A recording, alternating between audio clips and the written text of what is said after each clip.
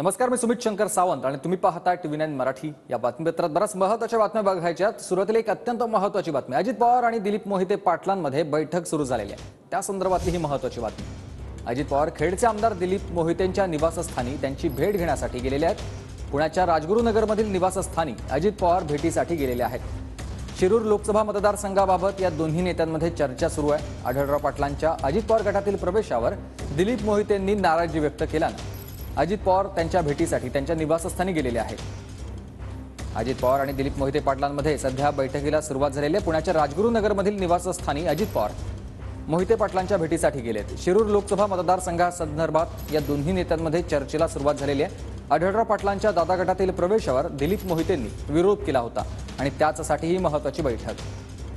आणि या सगळ्या संदर्भात अधिक माहिती देण्यासाठी सुनील ठिगळे माझे सहकारी आपल्यासोबत थेट जोडले गेलेत। सुनील, आपण बघतोय सध्या मोहितेंची भेट घेण्यासाठी अजितदादा दाखल झाले आहेत।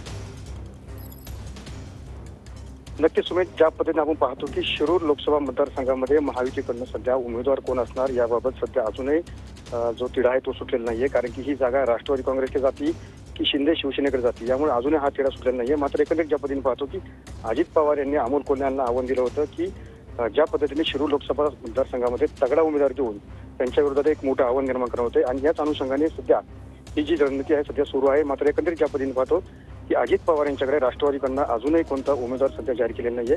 मात्र एकंदरीत शिवसेनेचे जे माजी खासदार आहे शिवाजी आढळराव पाटील सध्या त्या ठिकाणून इच्छुक आहेत। मात्र सध्या त्यांचा शिवसेनेतनं राष्ट्रवादीमध्ये प्रवेश करून त्यांना या ठिकाणी उमेदवारी दिली जाईल अशी सध्या शक्यता वर्तवली जाते।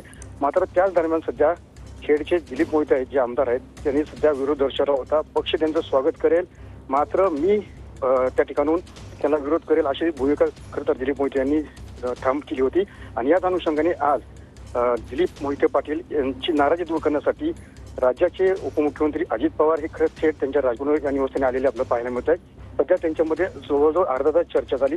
या चर्चेमधून काही तिढा निघतो का हेही पाहणं तितकंच महत्त्वाचं असणार आहे। आणि त्याच अनुषंगाने पुन्हा दुपारच्या दरम्यानमध्ये खेड तालुका असेल किंवा इतर उत्तर पुणे जिल्ह्यातील म्हणजे शिरूर लोकसभा मतदारसंघातील जे राष्ट्रवादीचे कार्यकर्ते आहेत त्यांचा मेळावा सुद्धा आयोजित केला आहे। मात्र या मेळाव्यामध्ये काय बोलतात हे पाहणं तितकंच महत्त्वाचं असणार आहे। धन्यवाद तुम्ही दिलेल्या सविस्तर माहितीसाठी सुनील।